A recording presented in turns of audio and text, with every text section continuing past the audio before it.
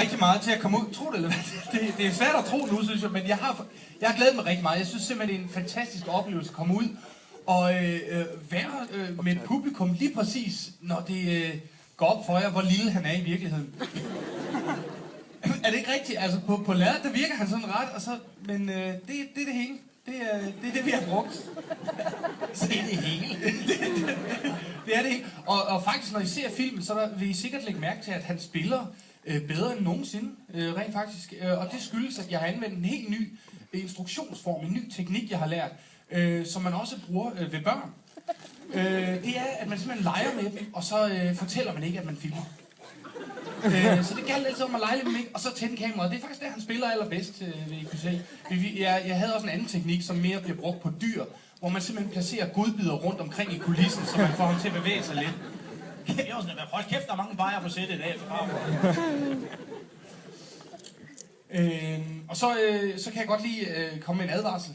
Det beklager jeg lidt. Det stod i manuskriptet, så jeg havde ikke noget med det at gøre. Men Mick har ikke særlig meget tøj på i den her film. Og det, jeg vil gerne, det er jo fordi, at det er jo en drengerøvsfilm, men så tænker jeg, der skal også være something for the ladies. Altså, der vil jeg lige sige, at normalt i USA, hvis man har film med meget nøgenhed i, så bruger man normalt det, der hedder en body double. Man simpelthen hyrer en model, så man kan filme modellens krop, og på den måde spare skuespilleren lidt. Det har vi ikke gjort i det her tilfælde, fordi det viste sig, at alle små behårede kroppe, de var i gang med at lave Hobbiten.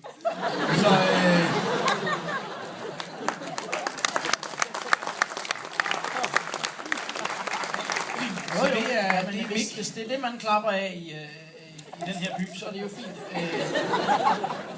Jeg vil bare sige, at komme derhen til det, I ser i den her film, der måtte jeg jo virkelig som skuespiller arbejde hen. Altså, jeg ved ikke mange, der har set The Machinist med Christian Bale, hvor han jo taber sindssygt meget og bliver meget tynd. Jeg arbejder også med min vægt hen mod den her film. Jeg valgte lige at tage en lille smule på for at skjule min sixpack. Da vi på et tidspunkt havde overvejet, om den skulle komme i 3D, og så var vi simpelthen bange for, at den endte for langt ude i. Men det kan jeg jo selv få lov til at afgøre, om man skulle lade være med det. Men vi har glædet os rigtig meget til at komme ud og præsentere den her film, og jeg synes, det er super fedt, at der er så mange, der gider lidt røven og komme væk hjemmefra og komme ud og få en fælles oplevelse. Så jeg tror ikke, vi vil sige så meget andet, at ja. Rigtig god fornøjelse. Ja, hygge jer.